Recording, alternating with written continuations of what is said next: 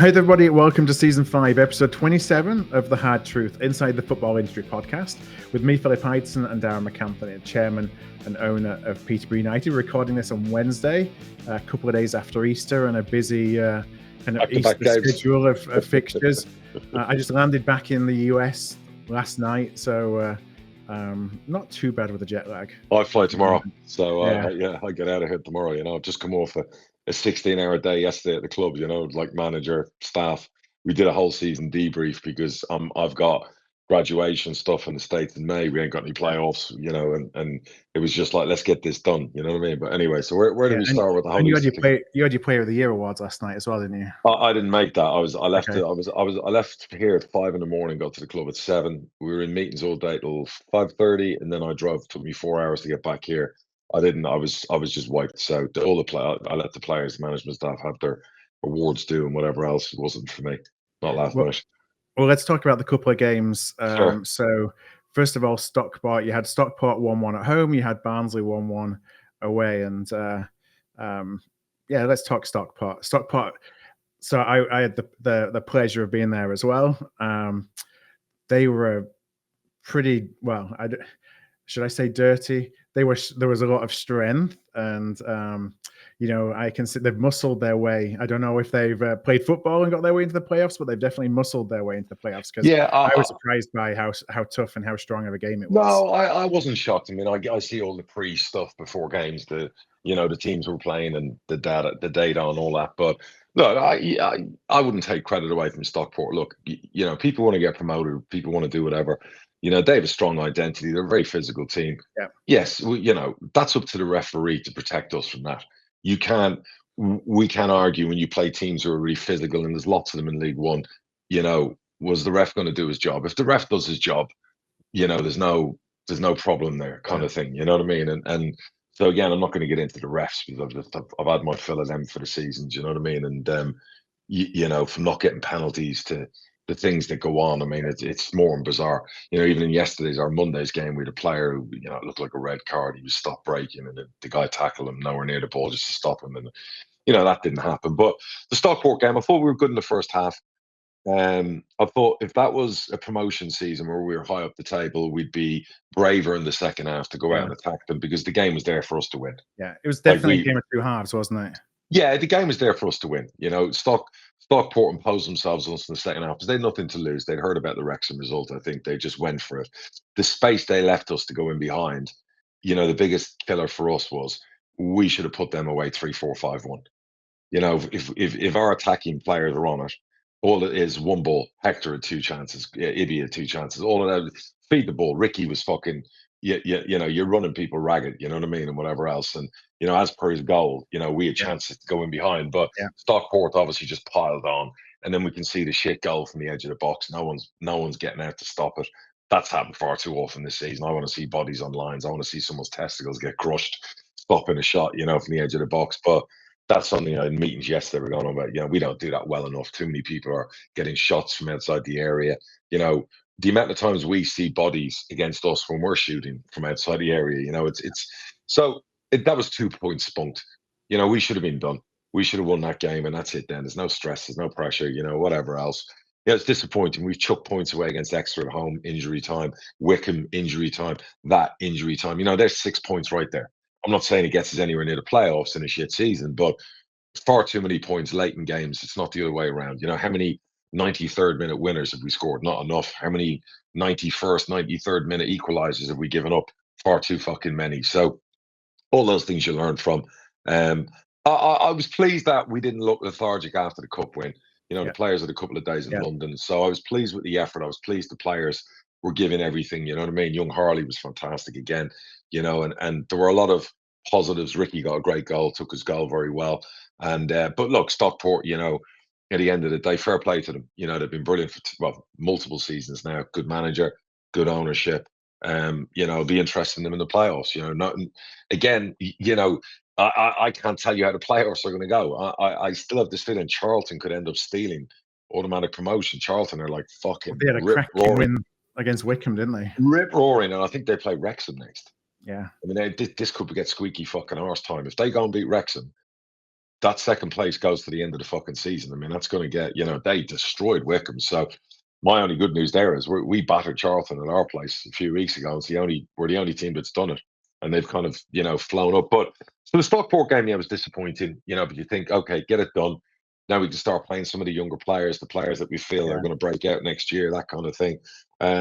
Great crowd, 11,000, to show up on a Friday, and in a game that, okay, God, we're going down, we're not going down. Really, it's a nothing game, but our fans still, again, great crowd. I mean, you watch the game, you can see where we're, the posh of old in those games, you win 2-3-0. Yeah. But the current posh are like, they can't get that second goal. Yeah. You got to get that second goal. And you see it in us where suddenly our goalie's kicking it long in the second half. That's not us. If I could see you getting frustrated with some of those balls and with some of just missing chances to go forward and taking the backward pass. Right, exactly. Yeah, suddenly when we start going long, that's not who we are. Yeah. When our goalie's taking like 90% of the goal kicks are not going short and not building play, and we're just go long. And the injuries, I mean, we were again, fucking Archie. How is that? So for anyone he got a pretty nasty injury in 5 minutes in with a laceration. I got told he broke his fucking leg. So I was like, straight away, I was like, it looked nasty. And he wasn't even given a free kick. Fucking again, sums up the referee. Like, VAR on that, I think their player goes. I got told by the doc he'd broken his leg at first. I was like fucking panicking. I'm glad he's okay. He'll be fine pre-season. It opened his whole leg up. You could see his bone. So that was nasty. Then Keane comes on, obviously for I think whoever it was, I can't remember, laid on, play right side wing. And all Ricky has to do is put him in, pass is short, which happens a lot with our players at the moment. Keane gets tackled and he does his MCL. So he's done for the season. It's just constant fucking bodies going down. I mean, my God. So, but luckily he's back pre-season. Archie's back pre-season. None of them are longer term. Going through it yesterday with the medical department in sports science, Manny's going to be fine. Oscar's going to have a groin operation. He's needed it for the last 3 months. He's played like fucking 70 games in 12 months. So he's done for the season. He's going to get the surgery and a good break.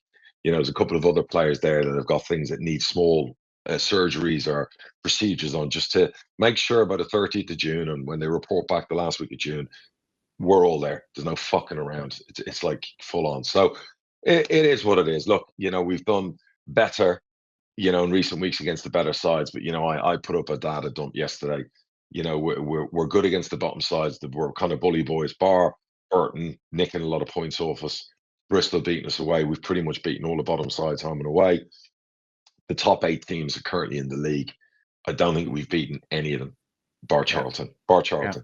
So the rest have all pretty much dominated us in games.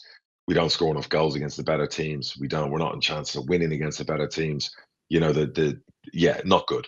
When you start looking through all that stuff, the things that are glaring, all the improvements you need to make. It just, little things like, last year we were, number 1 in possession. This year we're 6th.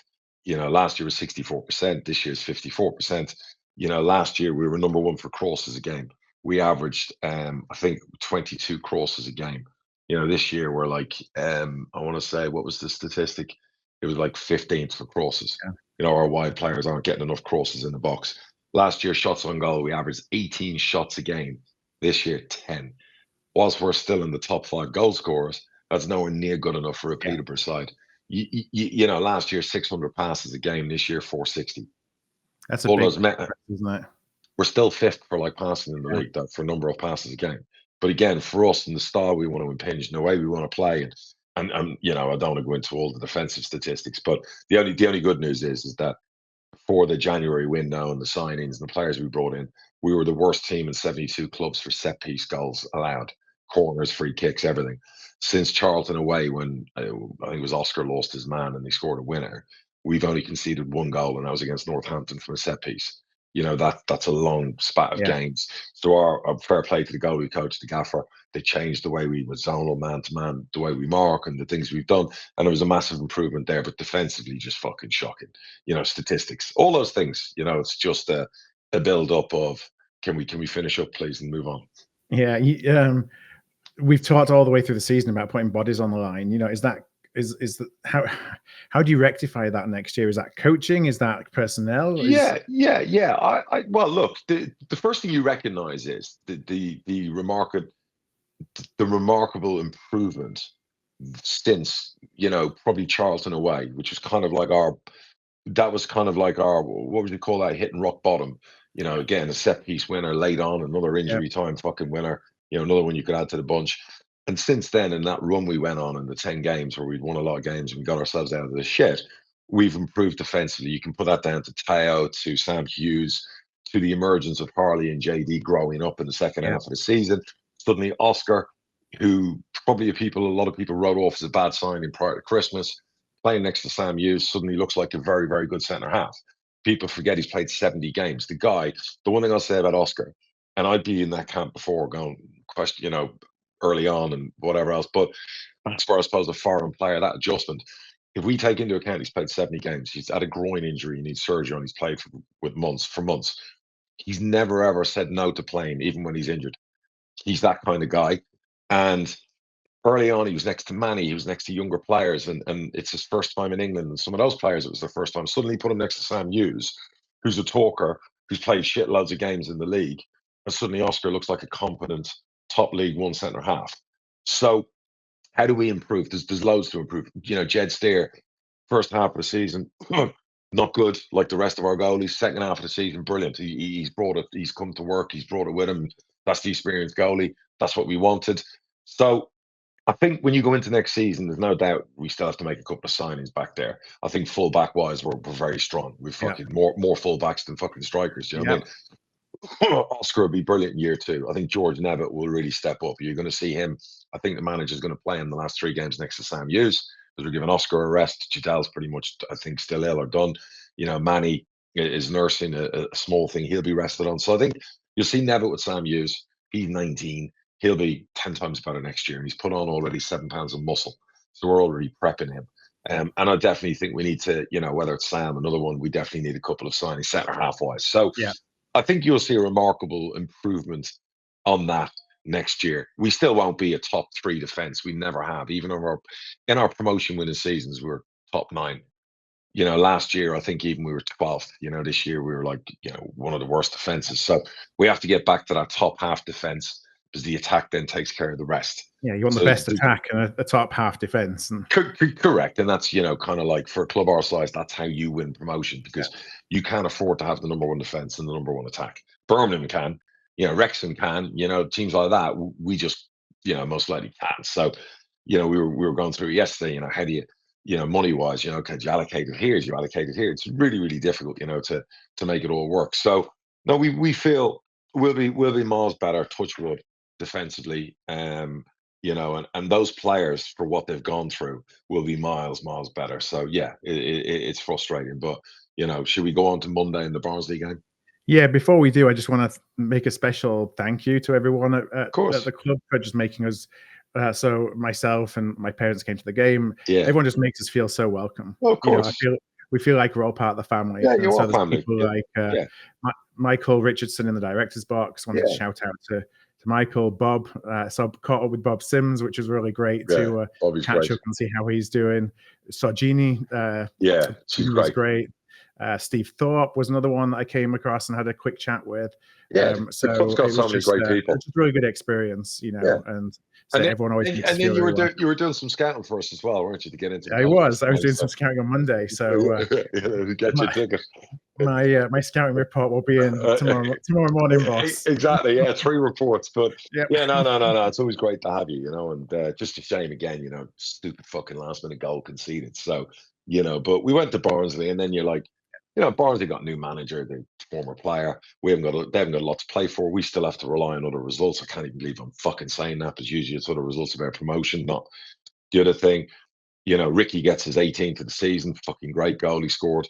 And then again, we just we sat off. Barnsley had more possession than us. I hate watching it. I hate watching that. We have to be the team that has the most possession, the most passes, the biggest pressers. Those 3 things fundamentally we have to improve. I think the manager is going to have to definitely recreate the wheel on a few things like we did 2 years ago with the style we had. And I think he's going to have to do that even again. Not dramatically. Like we're a 4-2-3-1 team.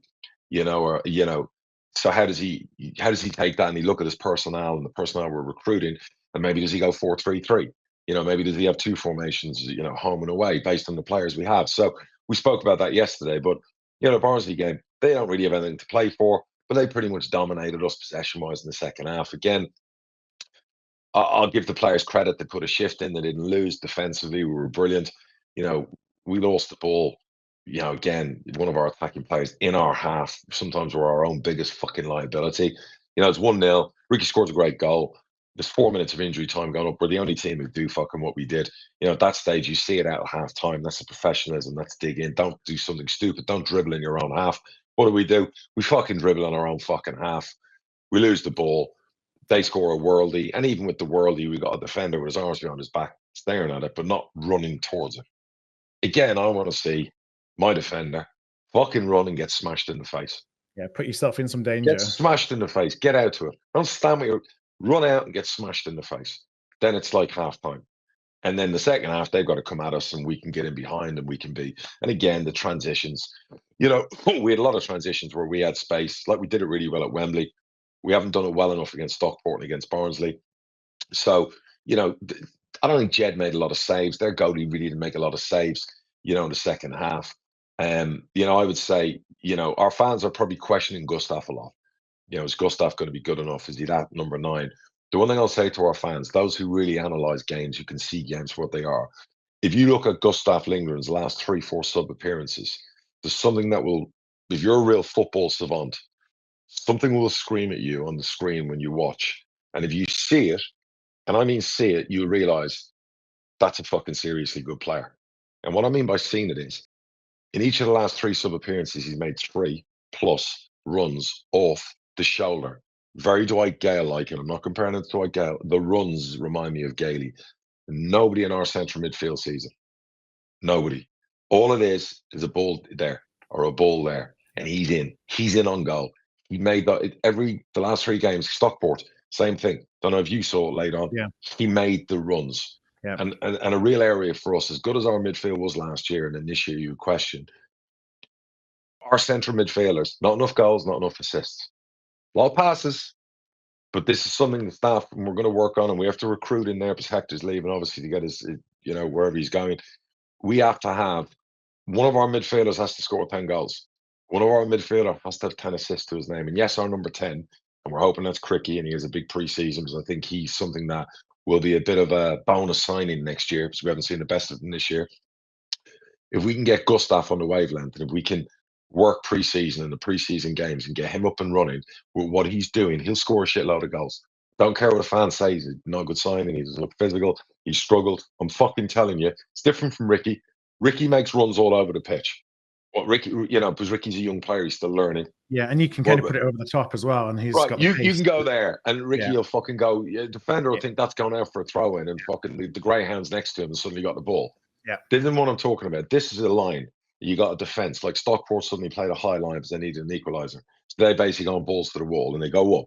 And if you see Gustav between 2 of their centre halves, he's either going in between them or he's going peeling to the right of them. He's going that way and then that way.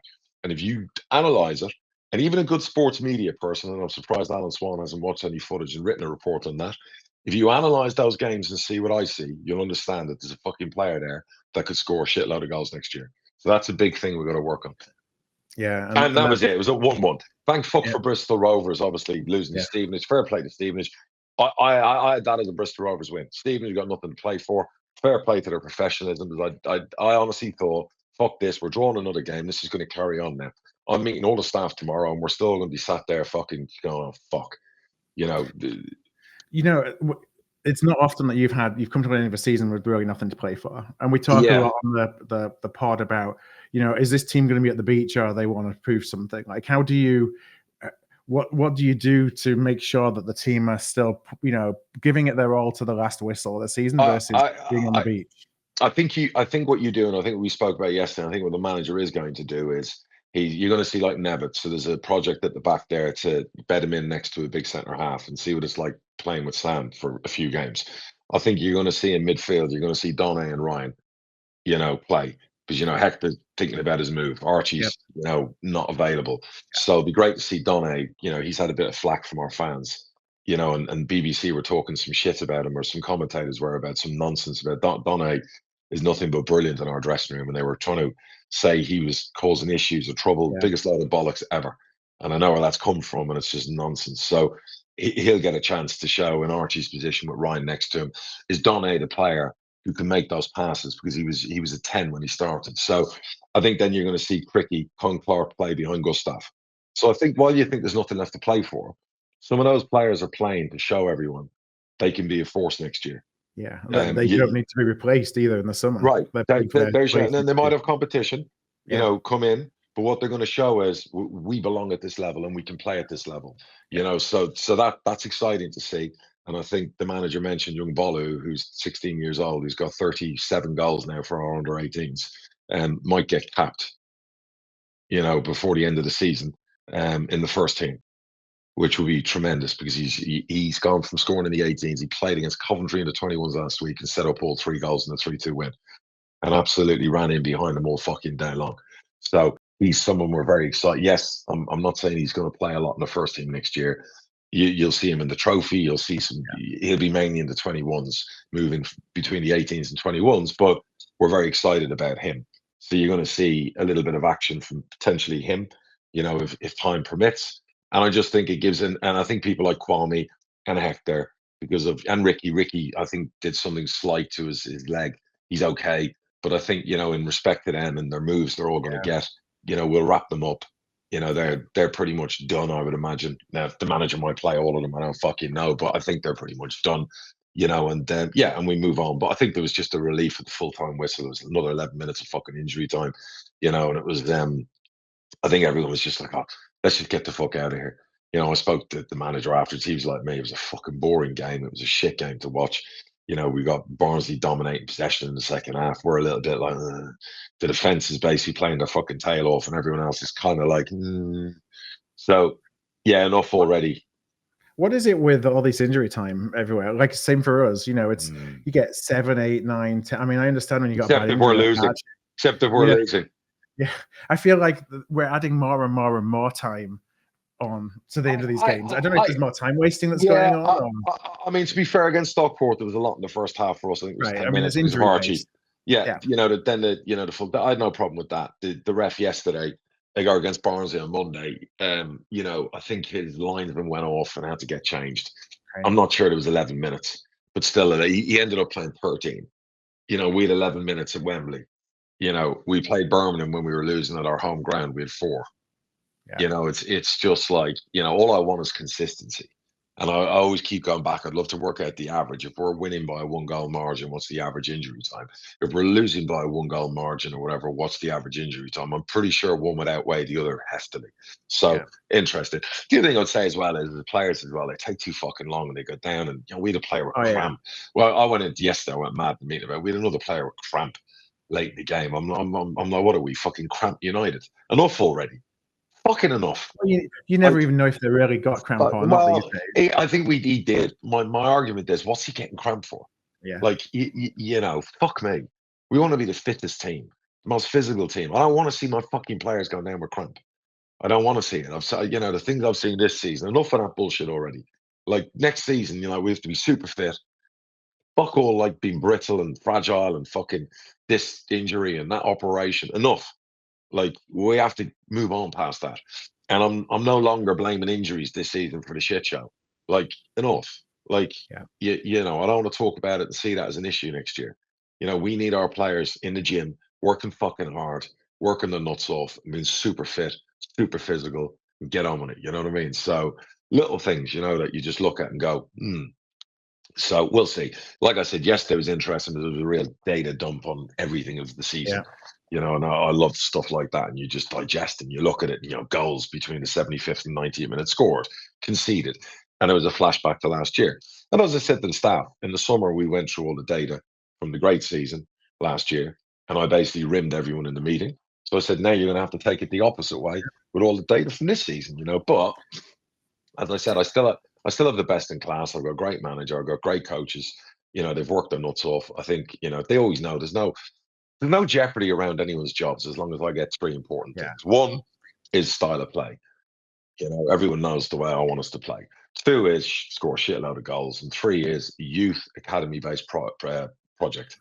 If Yeah. we had a bunch of 27 to 30-year-olds, there would be job jeopardy. Everyone knows that. But I said to them all, if you look at the table, even when we were going through the worst period of results, I think if you looked at the 7, 8 clubs at the bottom where we were, I think every club around us had fired their fucking manager. You know, Yeah. and I didn't quiver. I didn't like hesitate. Never once did it cross my mind. So I allow my guys to go to work knowing this is what I want. This is and we can fuck up and we can make mistakes and we can do all of that. I have their back as long as we keep doing it. If they sit in front of me and tell me, well, we want 3 28-year-olds and we want that 30-year-old and we want this and we want that, that's a different conversation. But who we are, with the debt we carry, with the losses we have every year, the only way we get ourselves out of it, the only way we make ourselves a really, really sustainable football club is to really follow through on our policy that we instilled after Sheffield Wednesday away. Only way. And it has to be the only way. Yeah. I mean, it feels like, you know, you're in it together. Like the 100%. staff are in it with you with the same Always. ideals, Always. and you have the trust in them Always. that, you know, that they'll find a way. Always. And I said to them yesterday, have they been you know, they will all say they've probably been even better this year. And I would say, fuck off. Do you know what I mean? Like where we were in the league, like, you know, Yep. and they would argue about, you know, we're selling players and we've done that. And then I'll turn around and go, well, you know, Reading ain't really been able to sell any players. Reading have been used a lot of young players, and look where Reading are. Leighton Orient don't spend a lot of money. We spent a lot of money this year as well as bringing in a lot of money. So, you know, there's always that. And they'll go, oh, we knew you'd say that, you know, and go, exactly. So I think we can all agree that we shouldn't be 16th or 17th or 18th in League One.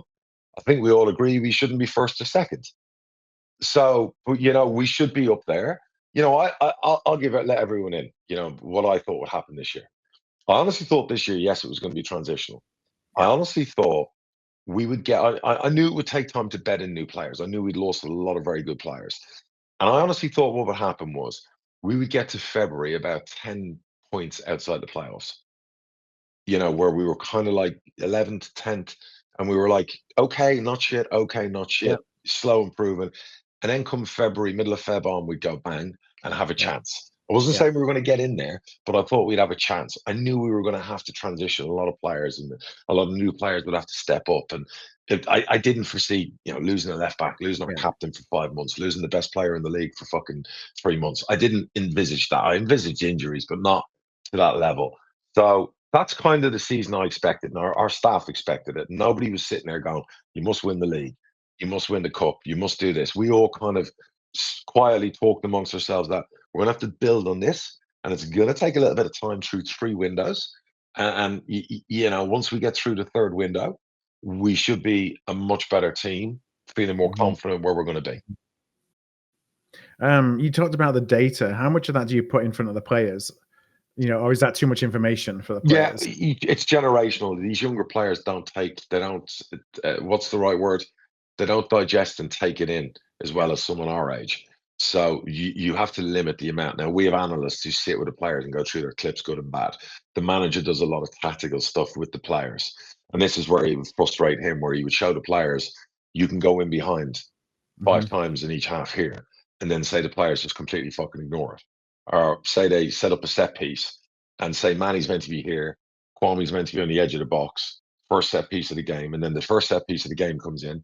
Harley puts it exactly where Dale wants him to put it and where they've prepped, and everybody is in the wrong fucking place.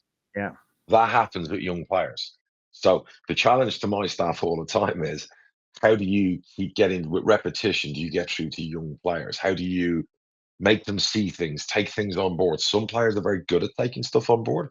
Some players don't take things on board. So how do you get over that? Like you could turn around and say, pick any player, and these are the areas we have to improve. So now you have to tailor one-on-one sessions to make sure A, they repeat and learn it, whatever, but they take it on board B.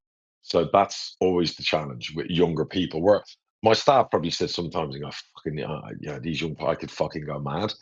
And then sometimes when they come out and explode and do really well, they're sitting there going, oh, I wouldn't have it any other way. And the natural thing for any football staff in football would be, give me a load of Sam Hughes in the dressing room and a team full of them and da-da-da. And I would say, I love Sam, but and he's different from a lot of the older players we've had in the past. But I would also say to staff, well, we went away to Sheffield Wednesday with a team of middle-aged players and fucking choked, the biggest choke in our history. So you know, you can argue that, and then you can argue this is the only way we can do what we need to do. You know, Yeah. I've got cash flow holes every year. I've got things I need to take care of. We've got an academy we spend £2 million a year on. If we go away from that, what's the point in having the academy? Yeah.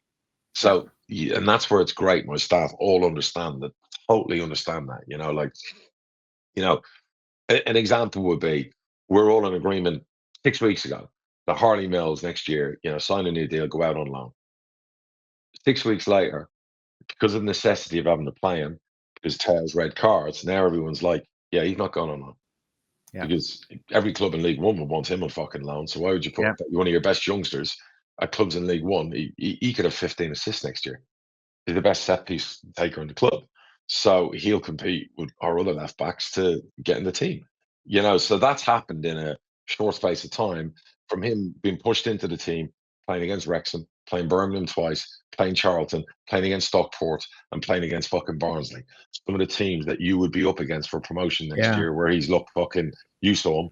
You know, That's some welcome to football, to EFL football, isn't it? And by and the he way, doesn't look out of place at all. absolutely not. And he's got something about himself as long as he keeps his feet on the floor, you know. And then you got JD on the other side. So they're all the reasons we're academy based. They're all the reasons where, you know, we always say you get 11 heavy hitters with 11 really younger based players on lesser money. And that's how a club our size can make a squad and wage cap work. So that's what we're always fighting towards. So anyway, enough about Peterborough. Just to say to the staff, it was a good meet, or to all the fans, it was a great meeting yesterday with the staff, a good 3 hours with the manager. And then we had a good, you know, 7 hours with all the staff. There wasn't anything we didn't cover, from injuries to fitness to tactics to different times during the season where we felt, you know, things weren't going well, and what served us well, you know, making sure that we, you know, the two words I used at the end of the meeting to all the staff was never again. Never fucking again. If you want to add a third word, are we going to have what we've had? You know, never again. So we start 30th of June at St. George's Park. It's fucking go time. And now we have to work twice as hard. Now we have to be twice as good. I have to be twice as good at handling the finances and doing the recruitment. They have to be twice as good at the coaching and all those things that we expect. And never again. And our goals for next season have to be, we're not saying winning titles, we're not saying fucking scoring 300 goals, but it has to be style of football, you know, good at home, good start to the season, because we don't want all the naysayers to come straight out at us. Recruit really well, good characters, you know, and build on what we've just built on, and make sure the players are better and even better, and really have a good go next year. And the 3P, of course, in the trophy. So, you know, that was kind of like, you know, the chat with the players. And I said to the manager, you got to go and have a good holiday, and you good break with your missus and your family, and get your head ready. He looks younger. He looks absolutely revitalized. I actually think, in a sick way, he's quite enjoyed the challenge of the last few months when everyone Yeah. thought we were going to go down and go under. And I think it's, you know, sometimes they say it's best to have something to play for. I think it's given him a real fucking bang. You know, never again. And we've got on their show. We're miles better than that. So anyway, not for Peterborough. Let's talk about a promotion, because at Yeah. least fucking, you know, the mighty Bradford have that to talk about. So we had two games over the weekend. We had Notts County on Thursday night, which was the Sky game, and then we had Chesterfield on Monday. So Notts County was Watch the game. 1-1. Yeah, watched it. I'd be interested in your perspective then, as a, you know, somewhat neutral watching it. It felt like, you know, we probably had enough to win, but we didn't quite do enough. You know, it was a wonder goal from McGoldrick, and there's no way that he should be playing at League Two, even at the age that he is. Yeah. I mean, there was no stopping it, but, you know, we probably had chances to get more than one as well. Yeah, I'll be honest with you. I thought it was a bit of a nothing game. Yeah. I hadn't watched either team. I'd watched Bradford and bits against Swindon recently, but they were miles better defensively than I thought they'd be. Because I was, you know, that was my worry about Bradford with the goals they'd lead against Swindon, even though down to 10 men. I was disappointed. I was expecting a real goal fest. I was expecting a real kind of 12-rounder, unanimous points winner. kind of like, going at each other. Notts County needed to win more than Bradford, to be honest. I know they both needed to win, but Notts County have ground to make up. So I expected more from Notts County. So I know they're away from home, but I did expect more. Bradford, when they went 1-up, and it was a great, listen, you from set pieces are unbelievable. You're very good from set pieces. I mean, you look like you could score from every fucking corner. You've got the physicality, you've got the height.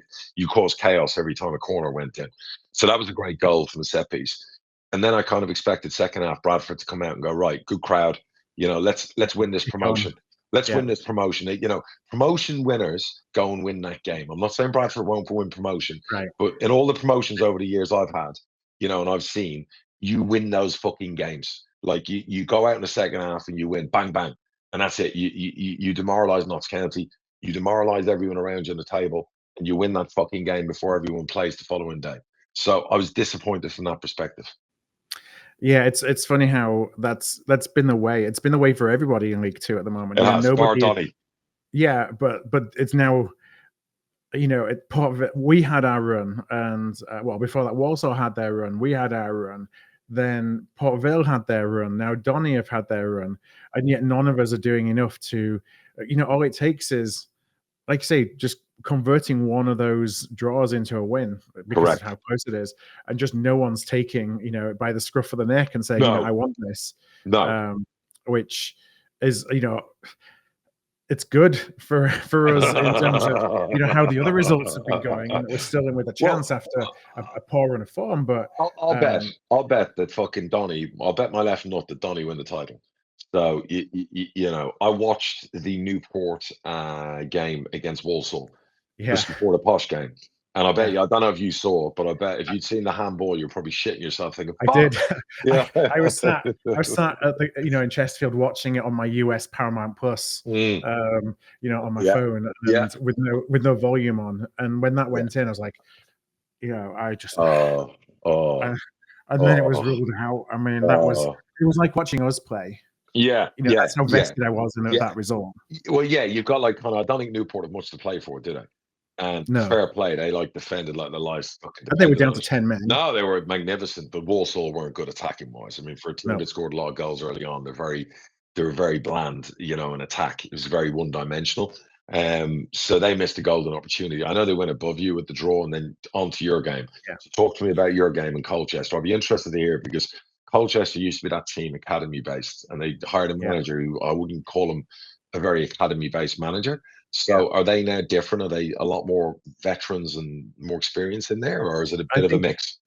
I think it's a bit of a mix. And, we were, there's another one like Swindon, we were 2-0 up after 18 minutes. I know at Swindon it was 2-0 after something like 9 minutes, but we were 2-0 up after 18 minutes. And honestly, it should have been 4. But you could see that the pitch was wet, that, the defense had a mistake in them.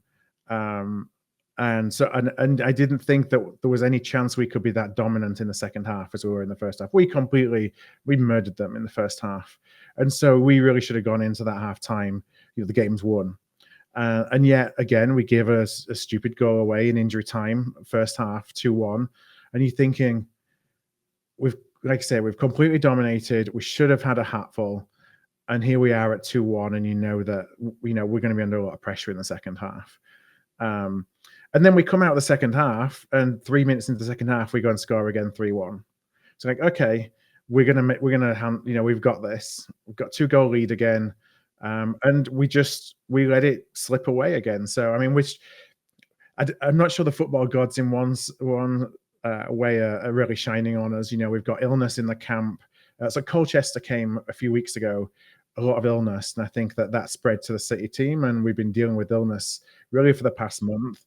So, we have Smallwood still suspended. We had Brandon Kaler, who's come from Birmingham, who's done a really good job centre mid, was really the rock in centre midfield. He was sick at half time, so they had to pull him off after 60 minutes. Starcevic isn't fit yet, but he's, we didn't even think he would be able to come back this season, but we're trying to get as many minutes as we could out of him. He had to go out after 60 as well. And that just changed the complexion of the game completely. And they just, we put a couple of defenders on. We had Romani in midfield. Now, that's kind of square pegs in round holes. And you can probably imagine how that went. and we just got overrun. And if that game, they came back 3-2 and then injury time 3-3, you just need to see out the game for another 5 minutes, and you've got the 3 points, and you would that have been top of the table? It would have been second. It would have meant essentially, I think, that us and Donny could draw at the weekend and both get promoted, and we just couldn't put it to bed. And if that game would have gone on 5 more minutes, they'd have probably beaten us. So it just still feels like we're limping. Like we got it, we have it in our hands, and then we end up just, kind of trying to drag ourselves across the line. Yeah, I mean, you're 3-1 up against Swindon. You're 3-1 up against Colchester. You're 1-0 up against Notts County. I mean, the manager his head must be ready to fall off. He'd be saying to the players, like, what are you fucking doing? Like, one's fine, but like 3 fucking times. Like, he was banned. So he had a touchline ban this game and the last game as well. So there's nothing he can do to, no captain, no manager, just at the wrong time through suspensions, through, for him probably arguing with the referees too much because of how much crap refereeing we've had this season.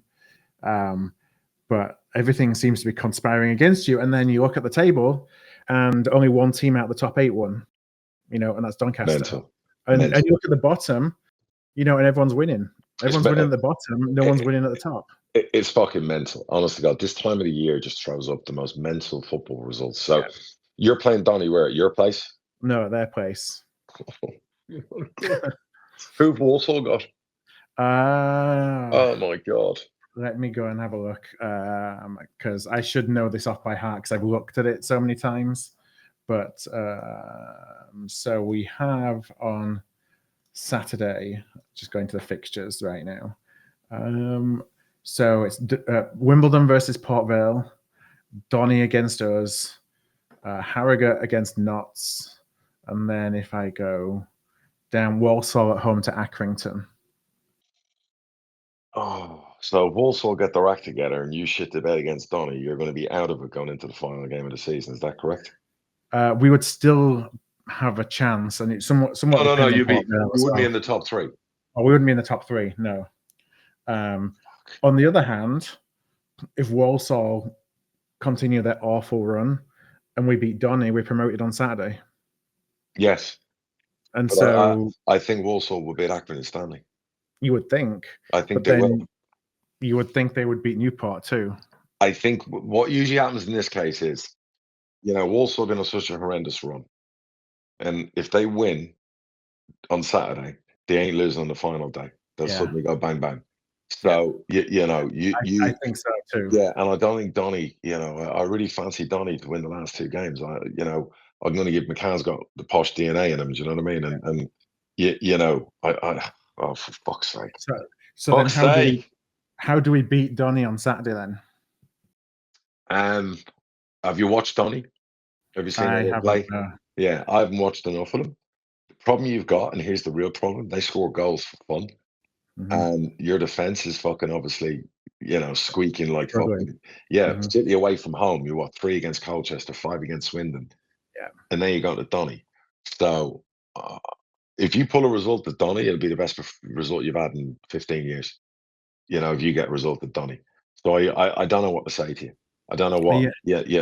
Is your captain back? No. Oh, for fuck's sake. You're going to have to just pray that Walsall. Yeah, there's nobody else but Walsall, right? Nobody else can catch in there. Is there? No, it's too far back. Three of Donny, Port Vale, Lewis, and Walsall. Yeah, it's basically Walsall. Accrington are safe, right?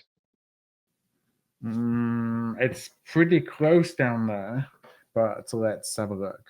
Yes, they are. They're 6 points clear of 2 to play with positive goal with better goal difference. So yeah, Accrington are safe. Yeah, Accrington are safe. So yeah, that's a problem. I take inspiration from you beating Birmingham. Yes, I was asked about it yesterday. I did a spot on local radio, and I think that most of the fans we're all nervous and we're all expecting to go and get in a hiding at Doncaster. Yeah, but you're not playing Birmingham. You see that, that's for sure.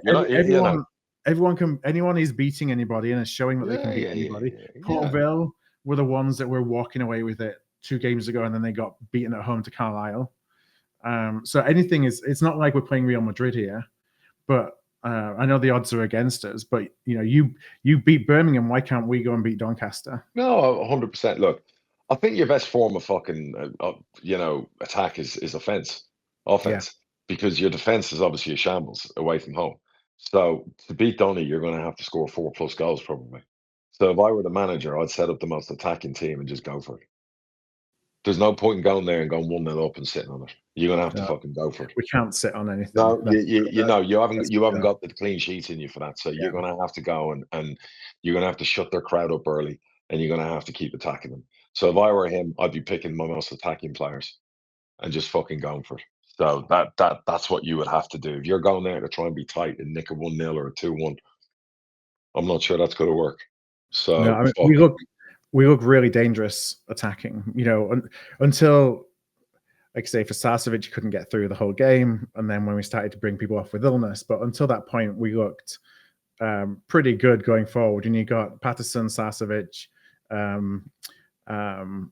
Poynton, Kavanagh up front. Those as kind of a 4 all pressing together. You got goals. You got goals. So, look, I'll say my prayers for you. I'll be hoping it goes to plan. Fuck So I'll actually get my laptop out, because I'll have the Peterborough game on in America, and I'll stick your game on the laptop, and I'll have the other game on the TV in my office, because that will be a cracking game, to be fair. So there's so much jeopardy around that game. Fucking hell. Well, it's as is a 12:30 as well. Oh, awesome! Oh, that's before. Oh, even better. Yeah. Okay, perfect. Okay, yeah, I'll be tuning into that. That's going to be an absolute corker of a game. Fucking hell! Oh, the worst part is, if Walsall know the result afterwards, it's almost unfair. So, because if you were to lose, would a Walsall draw put them back above you? Let me go back to the table. So if we lose, Walsall draw, yes, on goal difference. For fuck's sake. The goal difference right now is Donny plus 21, Port Vale plus 18, us plus 19, Walsall plus 21. So even like a couple goal shifts in any of these 2 games can make a difference on goal difference as well. Oh my God. Anyway, let's move on and talk something else. My nerves are too frayed even thinking for you. Yeah, mine now. I'm not sure if I can talk about anything else now. Oh, dearie me. Oh no. Oh God. Squeaky arse time. Jesus. Well, on probably more definitive news, Liverpool one win away from the title, so that's going to be a done deal. Magnificent. Mo and Virgil van Dijk signed up. Now we're just waiting to see what happens with Trent, but sounds like probably he's off. He's on his way. Yeah, it's good news on Virgin and Mo, because you want to retain the title next year. You're going to need them. Liverpool are going to have to sign 5 or 6 players in the summer. I think there's no doubt they need a big summer.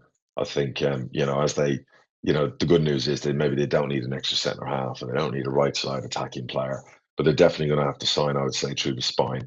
A couple of players defensively, a couple of midfield, and a couple of attacking minimum.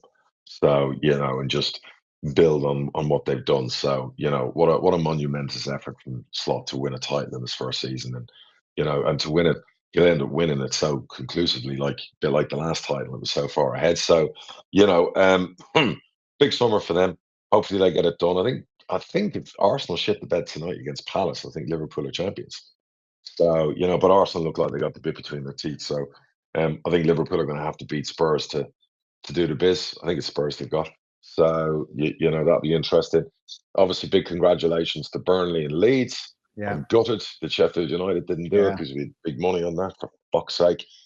Massive congrats to both of those clubs. So it'll be interesting to see what happens there. It's interesting that we fielded a question a couple of weeks ago from somebody asking if they should sack Farke if they got promoted. And I saw this morning there's rumblings that Leeds are talking to some other managers or looking for other managers. And may even go that route. Now, I don't know if that's just the rumor mill, like unsubstantiated rumors, but I was seeing that from a couple of reputable sources. That'll be brave. So, that'll be very brave. What's really going to be interesting is the playoffs, are going to be fun in the champ, and you don't know who's going to end up in there, because Middlesbrough and Millwall still fighting with Coventry, and I think Bristol City for the final 2 slots. I think Blackburn even gave themselves an outside chance. You know, in our league, you've got Reading fighting down there in 6th to 7th place. You know, with Leighton Orient. You know, again, you know, do Wrexham, you know, survived the Charlton fucking massacre that Wickham had the other day. And then in your league's just fucking bonkers. So the great news is our pyramid's alive and kicking. Bar Burnley Well, and Leeds with all their fucking Premier League millions going straight up. Well, Leeds second year, but you know they were pretty much ran away with the league. Sheffield United were there until they weren't there in that 7-day period. But you know the other leagues are just as fascinating as are the playoffs and the champ. It's great for our product. Yeah, you need Coventry to finish 5th, so you've got a chance of a Sheffield United Coventry final. Dream scenario for us: Coventry, Sheffield United, both win playoffs, go to the final. We're on a win-win. We have money on both those teams, so win-win. You know. But what about the relegation zone in relegation in the Championship? Oh, so now you've got bonkers. You've got 6 points between bottom and 18th. Preston even being dragged into it. I mean, Preston only 3 points off third bottom now because everyone's winning. You know, I think it's fucking beat Coventry. Who else down there? Like, I'm watching all the teams winning and going, oh my God, the results. Like, where are these results coming from? Do you know what I mean? And you're right. There's like, you know, Preston are on a serious slide. I think they'll still have enough to stay up. But, you know, it's going to be closer than it looked like even a couple of weeks ago. Cardiff have changed their manager. You know, it's fucking, it's going to get like tasty. That good. Last day Jeopardy indeed. I mean, Sky are going to love this because there's going to be so much stuff going on. Playoffs, relegation, same in our league. League 2 is just going to be fucking bonkers. You know, so this is great. This is what our product is, the best in the world. And this is why I always moan that, you know, we should be getting paid a lot more money for the entertainment value, you know, of the product out there. It's incredible. And as we talked about last week, you know, the kind of stark difference with the Premier League when it's all said and done, you know, weeks and weeks. There's no excitement in the Premier League in the final day. No. The relegation's done. There's no excitement in the champ at the top with the 2 clubs going back up. Take those 2 things in unison and then look at the rest of our pyramid and then tell the Premier League, you know, we're going into the final weeks of the season. You've got a champion already in the Premier League. You've got your relegation done and dusted. You got your top 2 clubs returning from the champ. You know, our product has been far better than the Premier League's product this year. So if I were to be biased. And they're just making a big meal out of, you know, jostling for European positions, which I don't know who really cares, except for the supporters of the teams that are in those positions. Yeah, the only one I'd be like, you know, you'd hope Forest get into the Champions League. That's the only one I'm kind of like keep an eye on. You know, do you care about Newcastle, Man City, clubs like that? You know, the money they spend, and you know, Chelsea. No, it'd be great to see Forest do it. You know what I mean? And you know, considering where they were last year, but really, there is no last day excitement in the Premier League. All the excitement is in the EFL. Mm-hmm. Yeah. Now, there's been protests at Man City and Man United this week about ticket policies and ticket prices, and you know, fans being either priced out. I saw some of the seats at Man City were £71 now, just regular match day prices. Fans, season ticket holders, are getting kicked out to build more executive areas. It just feels like the game's being taken away. Leave them more and more. Go support a club down the leagues. Go support a club down the leagues. You know what I mean? It's like, you know, let's take some of this fan base. You know what I mean? That are like fed up being abused price wise and come down the leagues. You know, whether you're Manchester or whether you're London, whatever else. There's some great clubs in our league. There's some great clubs in non-league. You know, take that money and come down the leagues. We want you.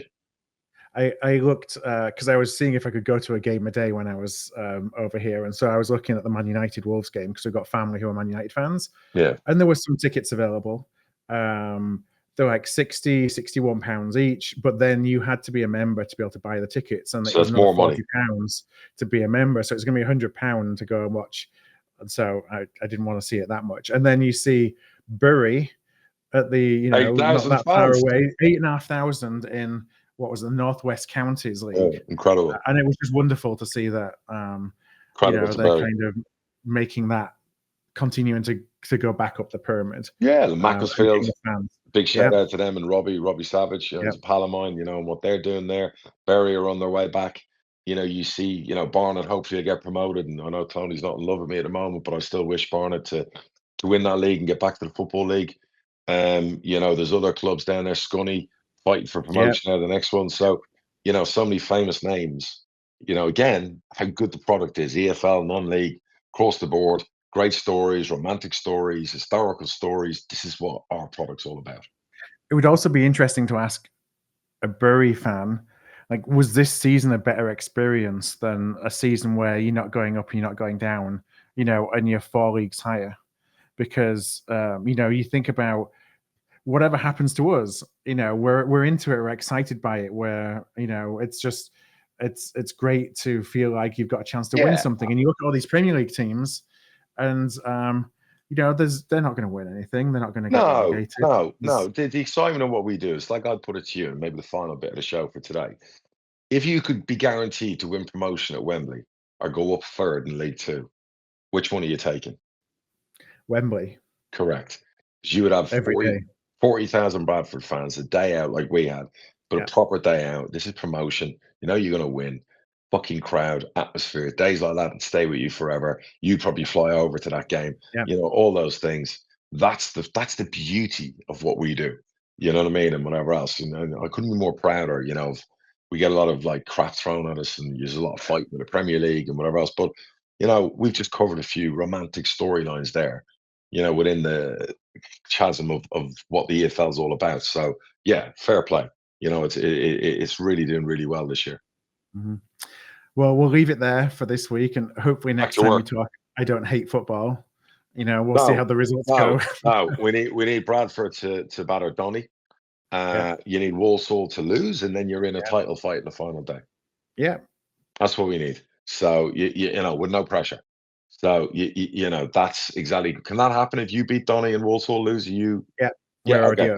So that's what we want. With due respect to Walsall and Donny, you could have us beating Donny, Port Vale drawing, and you got the top 3 all on 78 points. Whoa. On the final day. Wow, that's what we want. Probably. So, within 1 goal difference of each other. Phenomenal. All cameras on the final day. So that's the dream scenario. Bradford fans, try and sleep easy. Take some sleep gummies if you have to. All the way up to the game. I'll be thinking of you on match day on Saturday morning. Yeah. All right. Well, till next time. Thanks a lot, everybody, for joining us. Thank you, as always, Darragh, and we'll be back again soon. Thank you.